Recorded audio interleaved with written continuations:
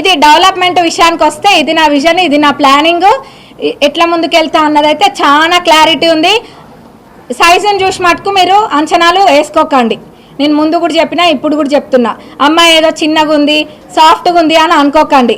మీరు ఎవరేం చేస్తుండ్రో అన్నది చూస్తూనే ఉన్నా, కానీ ఎక్కడ రియాక్ట్ కావాలో అక్కడనే అవుతాం. అంతేగాని చిల్లరతనానికి పోయే బుద్ధులు అయితే లేవు.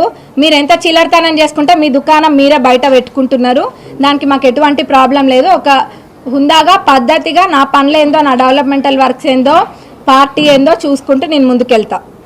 ఇది డెవలప్మెంట్ పక్కన పెడితే మీకు అంత అత్త కోడళ్ళ సీరియల్ ఎక్కడైనా కావాలంటే చెప్పండి, నేను ఎవరితోటైనా మాట్లాడి మరి మీకు అంత ఎంటర్టైనింగ్ ఉండాలంటే సీరియల్ ఎక్కడైనా తీపిద్దాము. నేను చూడని అంతగానో అందరు అంటూ ఉంటారు అత్త కోడళ్ళ సీరియల్ బాగా ఇంట్రెస్టింగ్ ఉంటాయని. అందుక మీరు ఊకే మా ఎంబటి పడుతుండ్రు అత్త కోడళ్ళని.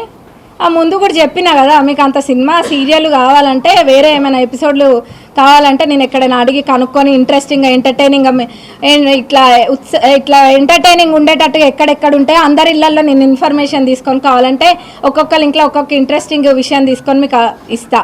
అత్త కోడళ్ళు అంటే మీకు అంతా ఇదిగుందా? ఏం అనలేమనుకుంటుండ్రా? లేకపోతే మీరు ఇన్నన్నా నేను ఎన్నడన్నా ఎప్పుడన్నా రియాక్ట్ అయినామా? అనుకోండి, ఇంకా కూడా అనుకోండి. నేను ఒక్కటే అనుకుంటా, మీరు ఎంత చెడు చేస్తే నాకు ఆ దేవుడు అంత మంచి చేస్తాడు. చెయ్యండి, ఎంత చేయాలనుకుంటున్నారో చెయ్యండి.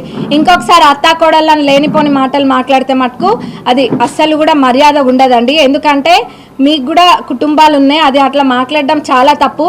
ఒకళ్ళ ఇంట్లో కావాలని తొంగి చూసి అక్కడ ఏం లేనిది కూడా ఊహించి ఒక సినిమాటిక్ విధంగా ఏదో చిచ్చు రేపే విధంగా మాట్లాడితే మనందరికీ కూడా కుటుంబాలు ఉన్నాయి.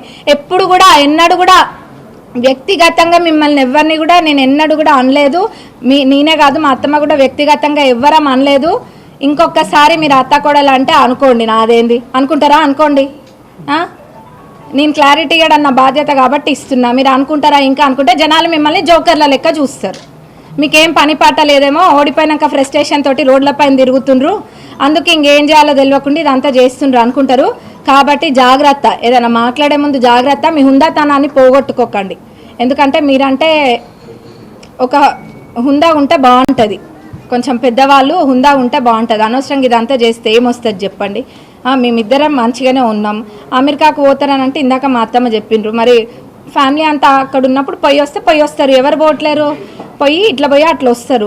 అంతేగాని పాలకుర్తి ప్రజలు ఆనాడు వచ్చింది పాలకుర్తి ప్రజల కోసమే, ఈరోజు ఉండేది పాలకుర్తి ప్రజల కోసమే. ఖచ్చితంగా కార్యకర్తల్ని, అట్లనే మా కాంగ్రెస్ పార్టీ కార్యకర్తల్ని లేనిపోని వాటికి గురి చేస్తే మటుకు అస్సలు ఊకునేది లేదు.